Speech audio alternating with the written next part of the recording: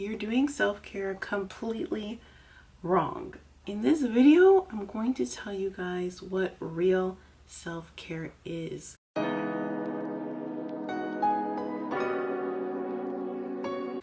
We've been sold a complete lie about what self-care really is.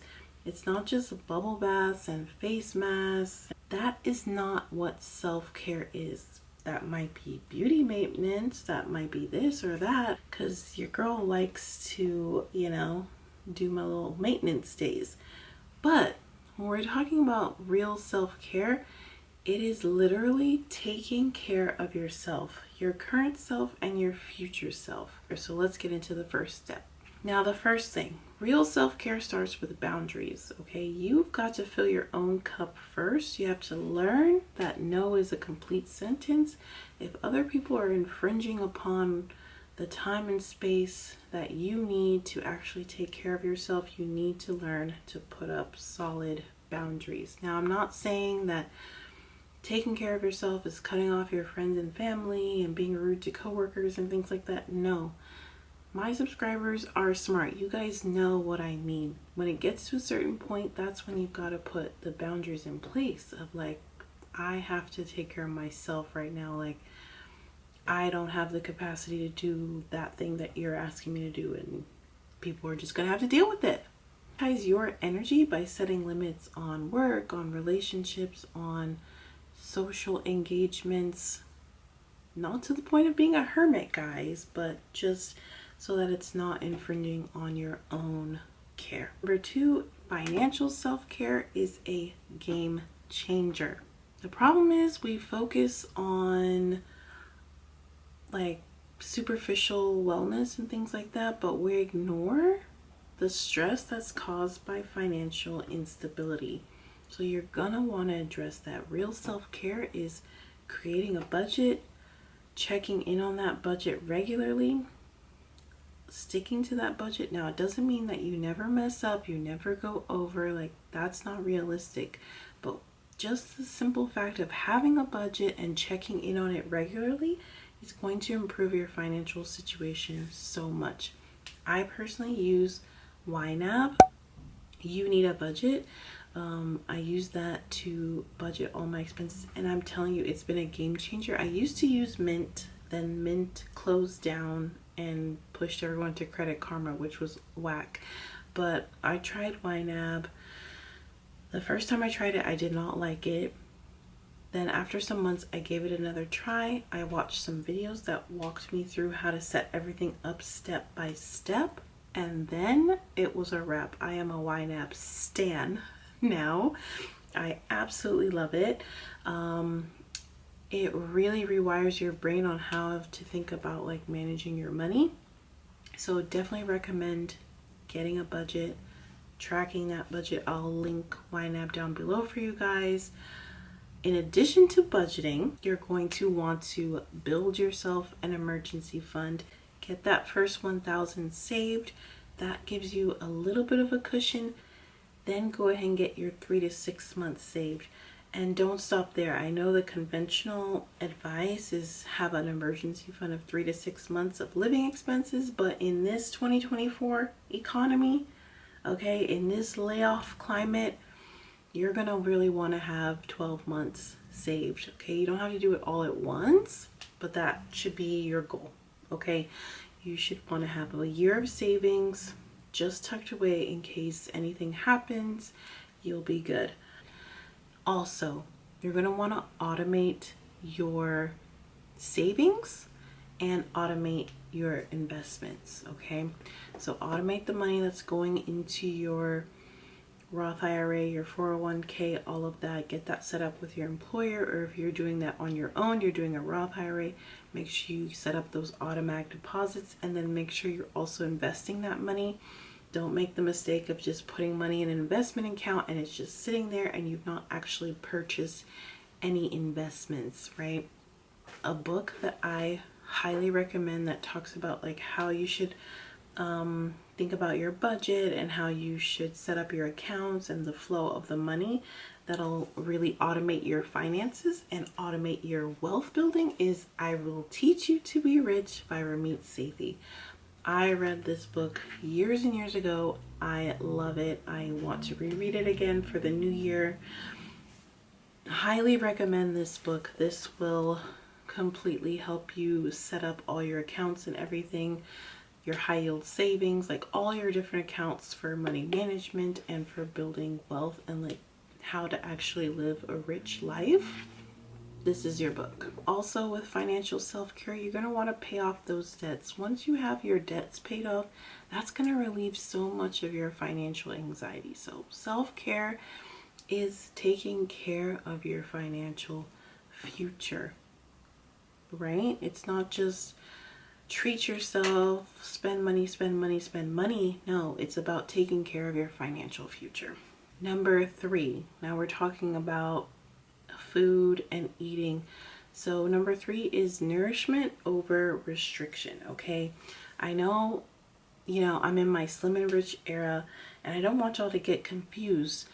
We are not promoting restriction over here. Like, diet culture today is so out of control, like the restriction, all this crazy stuff. That is not self-care. Self-care is definitely prioritizing your wellness and focusing on your eating habits. But here's a way to really reframe this. This is so helpful for me. Instead of focusing on what you're trying to take away, focus on adding more nourishing foods. The more you add things that are beneficial, the more that things that are not beneficial will start to fall away. All right, so you're prioritizing colorful, nutrient-rich foods, protein, all that good stuff. You're prioritizing that first, and if there's a little bit of room left, you can add the mac and cheese and a sweet treat or whatever, so that you're having that balance, but you're getting all of your nutrients that you need up front. Think of food as fuel. It's not punishment or reward. It's fuel to take care of your actual body, this one body that you have. So look at food and focus on adding nourishment instead of restricting. Number 4 is self-care is emotional hygiene. So we cleanse our skin, but we ignore our emotional baggage. You want to take care of, your mental and emotional health. Practice journaling, practice gratitude. A book that also changed my life is The Magic. This is by the author that did The Secret, Rhonda Byrne. Rhonda Byrne. This book is a game changer. It's a 28-day practice of daily gratitude practices, things you probably haven't thought to be grateful for. You do this every day for 28 days, and I promise you, if you do this consistently, follow the instructions, read the book, do it for 28 days, you will feel miles different. You will be shocked at all the abundance that comes into your life, how you're viewing things differently. Like, this will literally change everything. Gratitude is so powerful, and this really helps you get that practice, get that muscle of being grateful for everything. So I highly recommend that book. I think I'll also do this for the new year as well, like do the first 28 days as my gratitude practice. But that book changed my life. Definitely read that. So for emotional hygiene, journal, practice gratitude, learn about nervous system regulation. I will do a complete whole video about this because I feel so strongly about it. Like, when we have anxiety, when we have stress and all this nervous energy, being able to dissipate that, regulate your nervous system so that you're not acting out of, negative emotions. So important. Number 5, move for fun, not for punishment or just to try and get the body that you want. Like, we're all about that. In our slim rich lifestyle, we're all about exercise and doing all that stuff, but self-care really is not just like punishing yourself or forcing yourself to go to the gym if you hate the gym. There are so many ways to move that are actually fun. Like, this should be fun, guys. Like, it shouldn't be this horrible chore. Like, the hot girl walks, guys, they're so fun. You can put in a podcast, you can listen to a YouTube video, you can listen to music, like get your cute outfit on, go to a cute neighborhood. I like to go to Runyon Canyon, I like to go to Silver Lake, like different places that just have cute vibes and you can walk around and it's so fun. Also, I love ClassPass, so you can do all kinds of different fitness classes like Pilates, yoga, step aerobics,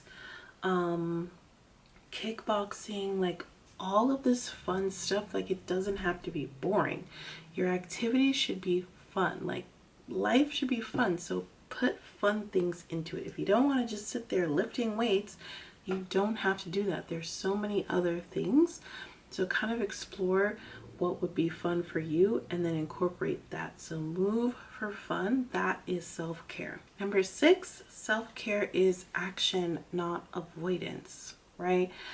So for example, like retail therapy is great and all, but it's not actually going to be great for you if that creates a lot of guilt and a lot of financial stress, right? So you need to learn to address the underlying stressors instead of just avoiding them and masking them. So do the thing that you need to do, like pay the bills, schedule the doctor's appointment, do your assignment, apply for the job, clean your space, wash the dishes. Like, do the thing that's actually contributing to your stress instead of avoiding it and having that in the background, and then you're acting out in a different way to kind of deal with the stress. So like overspending, overeating, doom scrolling, all of that stuff, like that's just masking and avoidance instead of actually doing the thing. That would be self-care. You know, it's actually taking care of your space, your life, your health.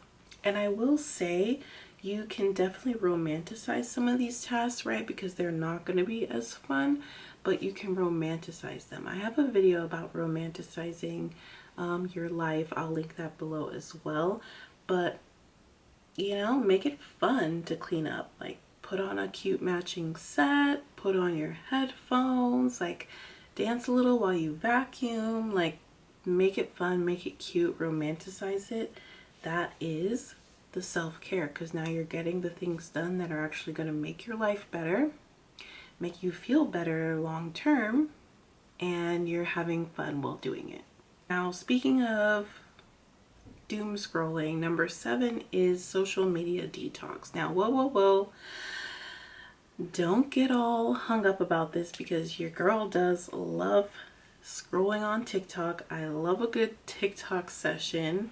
You know, you're not gonna find me putting 0 screen time in. Like, I've got to scroll. But self-care is not just doom scrolling all day. You've got to put some limits on there. Now, this is my tip for this, because really every time I try to like reduce my screen time, it doesn't really work out like that.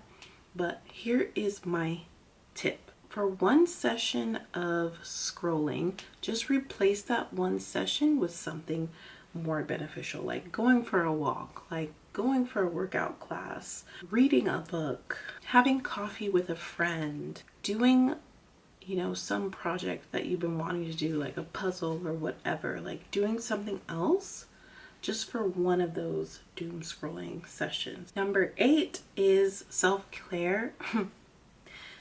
Number 8 is self-care is discipline, okay?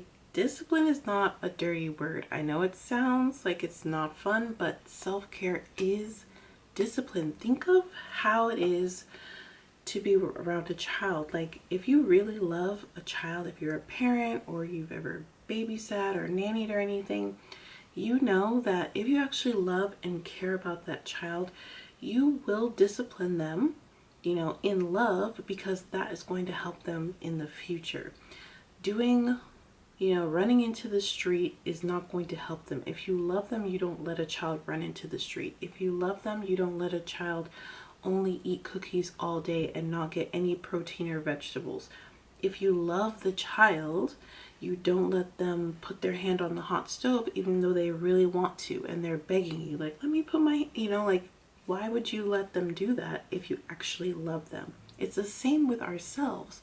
we should be treating ourselves just as well, making sure that we are doing the things that we need to do for our present safety, security, and for our future gain. So that's committing to, sleeping on time so that you're well rested, committing to maybe applying for that job or applying for school if you want to change careers or something like that, or committing to doing the thing that you need to do to get to where you want to go, because that discipline is actually self-care. To help you with this, you want to view discipline as a form of self-respect and self-love. It's not punishment, it's not restriction. It's actually what you would do for a child that you love, and we love ourselves. So we want to make sure that we're doing what we need to do to actually accomplish and achieve all of our dreams. That is all I have for today. I hope this video helped you. I want to know what you guys' self-care, like real self-care things are. So like habits that you do, actions that you take, that you find really help move the needle, really help you live the life you want to live. I want to hear about it, so put that in the comments down below so that we can share ideas and support each other. And I will see you guys in the next video. Love you, mean it. Ciao.